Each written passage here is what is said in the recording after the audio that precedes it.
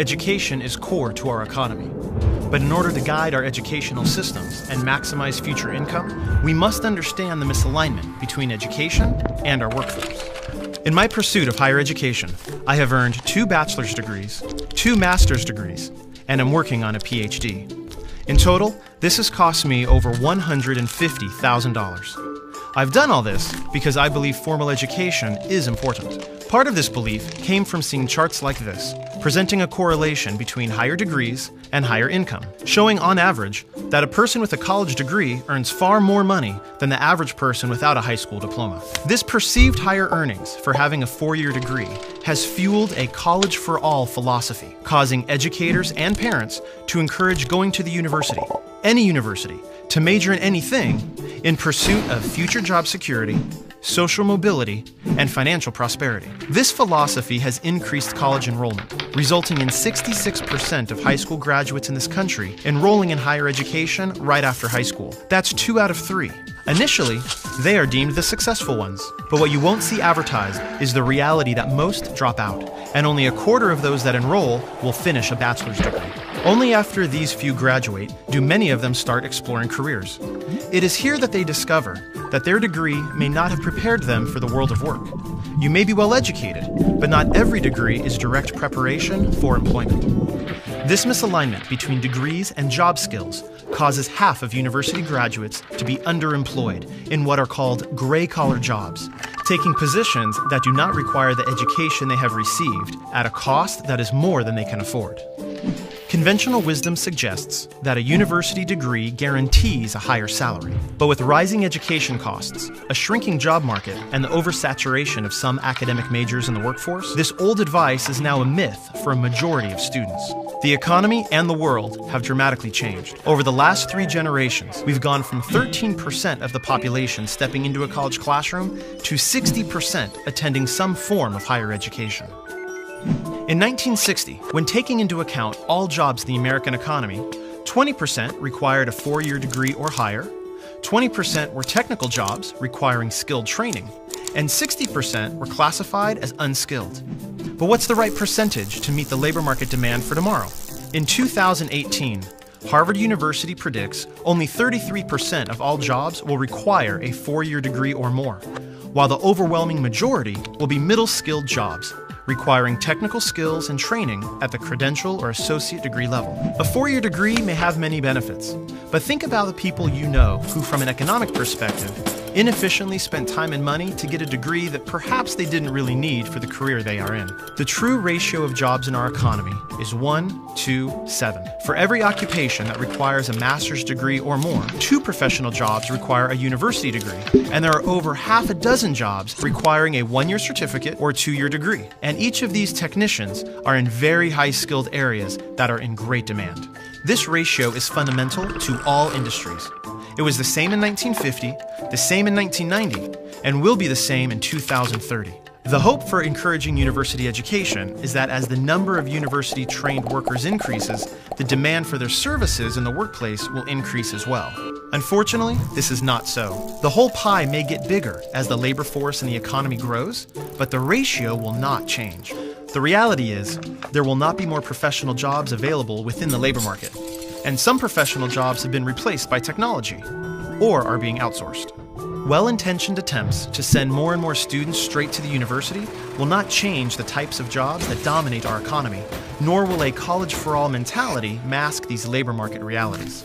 The college-for-all rhetoric that has been so much a part of the current education reform movement is often interpreted as university-for-all. This message needs to be significantly broadened to a post-high school credential for all. Students at various educational levels have left school without employable skills, setting up our children for failure, costing them and taxpayers millions. All while the labor market is desperate for highly trained, skilled technicians. So, how do you position yourself for high-wage, in-demand jobs? Let's say you were considering a career as either an electrician or a business manager. You would find that the average annual income for electricians is $51,000. Only about half of the $105,000 average wage for management occupations. So at first glance, it looks as if getting a bachelor's degree in business is a no-brainer. But adding skills and ability into the picture adds a whole new dynamic. What if you have the potential to become an excellent electrician, but lack the skills and ability to be an excellent manager? Then you should be looking at projected incomes towards the bottom of the pay scale for managers and towards the top for electricians. You would then discover that electricians near the top of the pay scale make around $86,000, far higher than the income of a manager near the bottom of the pay scale at $52,000. Now, this is just one example, but the concept is true throughout all industries. The claim that you will make more money with an increased amount of education is not necessarily inaccurate, it's just incomplete. That advice is based just on the averages, but no one is perfectly average. Everyone has unique skills, talents, and interests. In fact, the income for the top individuals in a wide variety of skilled jobs that require an industry credential or 2-year degree is far higher than the average income for many occupations that require a 4-year degree. Nationally, associate degree earners range between $27,000 and $68,000, while bachelor's recipients earn between $34,000 and $97,000. But this data only accounts for the 25th to the 75th percentile of full-time adult workers. This means that 25% of associate degree holders earn more than $68,000 annually, and 25% of bachelor's degree holders earn less than $34,000. Our world has changed, and in this new economy, the university degree is no longer the guaranteed path towards financial success as it was for previous generations. And even if you do earn one, that education alone may not be enough. In today's highly technical, knowledge-based economy, having hands-on skills and perfecting what you're good at can be more valuable than getting a degree in something simply to get one. Employers want to know what you can do and what you can do well, not just what degree hangs on your wall. Since new and emerging occupations in every industry now require a combination of academic knowledge and technical ability, we need to ensure that we're also guiding students towards careers and not just to the university. So, before enrolling in classes or deciding what you're going to do next in your life, step 1 is self-exploration. In addition to your interests, really analyze your talents and strengths. Step 2 is career exploration. Understand the jobs available, the income ranges they pay, and evaluate the skills they require. Identifying an area that appeals to your interests, skills, and the labor market may be your first career. And then you can develop a tentative career plan, complete with multiple training and education options. The key is to align your interests and abilities with your first career choice and the education and training you'll need to receive. This alignment will help bring your future into focus and ensure your position at the top of the pay scale in your chosen career. What all this data shows is that success in the new economy is as much about acquiring the knowledge, skills, and abilities needed for in-demand occupations as it is to be well educated.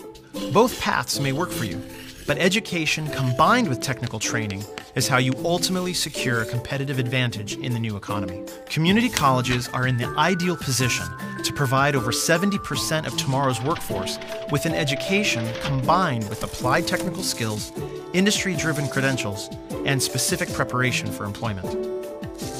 Being a skilled craftsman or technician is highly valued. Investments in career education programs in high schools and community colleges will help all students obtain an education which includes technical training and preparation for the workplace.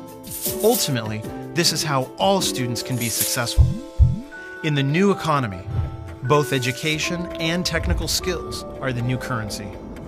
Will you be ready?